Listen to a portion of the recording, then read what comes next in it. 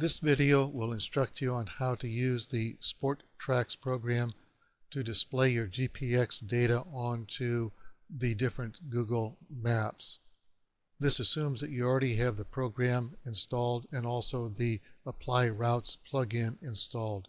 If you haven't done that, I have a separate video tutorial that explains how to do that and also how to put a shortcut on the desktop to start the program.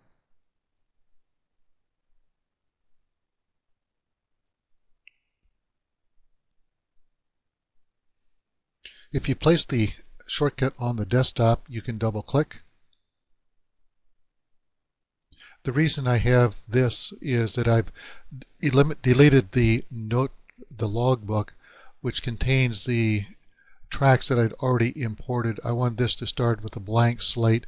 When you first start this program, it's going to ask you to enter the name of your logbook. In this case, I don't have a logbook. That's why it's showing the error. I'll go ahead and close.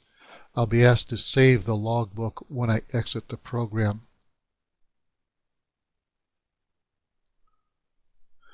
The next thing we'll do is import the data from the Garmin GPX unit. However, since I don't have a logbook, I deleted mine to have a blank slate from which to start. I need to set up a new logbook.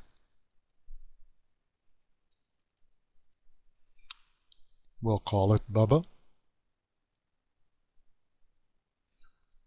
Import, and I'm going to select all of these tracks.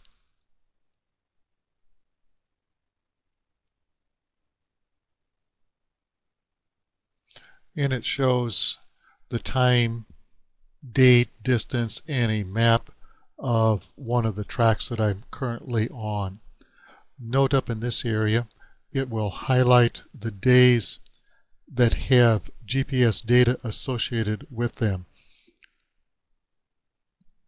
I'm going to take a look at the Sunday map, and on this one at 6:30 in the morning, this is the first day of the trip, we drove 28 miles in 37 minutes on the first leg for an average speed of 45.9 miles per hour.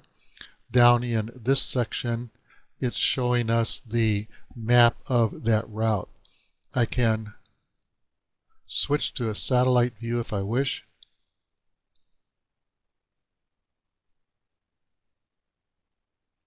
But I find that the street map usually is more descriptive and informative for my purposes.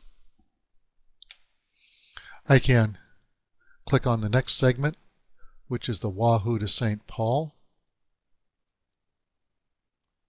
Here I have the St. Paul to somewhere west of St. Paul. Here's a long stretch, 243 miles at 4 hours and 44 minutes and 51 miles per hour. So a fairly long distance on this one. One of the neat features we can utilize on this is in this pane, we can tell it to show us the elevation. So this shows us elevation changes as we progress in time. If I were to click on a point over here, that will show me the location on the map for that elevation. And that one is 7.59 miles from the start of this segment.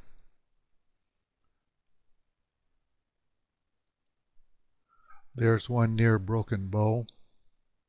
This flat section up here, at first I thought was a very flat section up by Mullen. However, I remembered that that was about noon and we stopped at the city park to eat lunch and I didn't turn off the GPS unit. So I'm sitting there not making any distance change, but it is eating up some time on this. I can also click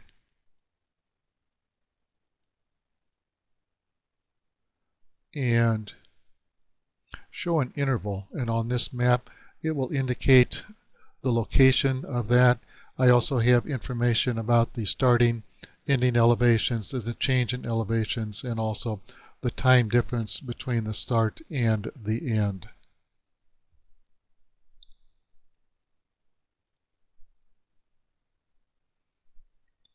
One of the features I would like to be able to do is combine these tracks into one day-long track so I can have the entire day at one time. That's the purpose of the Apply Routes plugin. It allows me to do that. What I will do is I need to go to the Activity Reports view,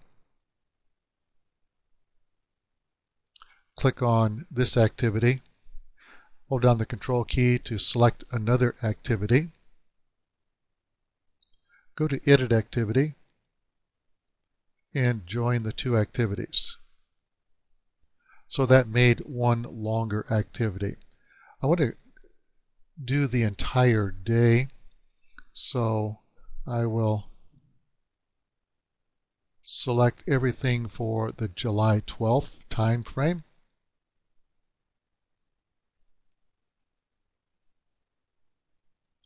Edit, join the 7 activities, and now if I go back to the view for the Sunday, click Fit to Window. This then shows the entire segment for Sunday, starting at Omaha, going up to Chadron, Fort Robinson, up through Toadstool Park. I can also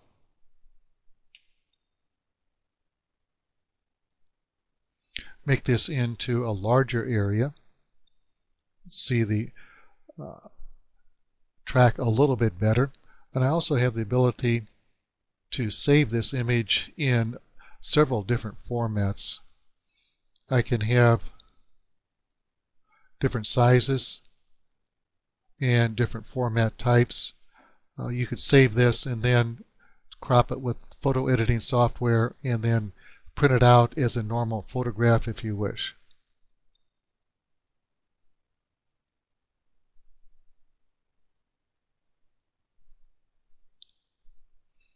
I think I'll leave it in this mode. One of the things I would have liked to have done is be able to combine the entire trip in the manner I combined all the Sunday tracks. However, I'm not able to do that because I think there's a limitation of an 18-hour span on combining activities. So we can only do essentially one day at a time. Next, I'm going to do the Monday.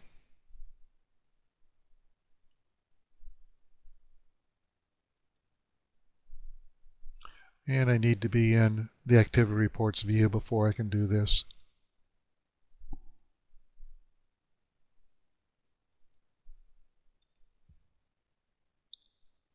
And we'll join those 6 activities. And I'm going to continue this for the entire trip.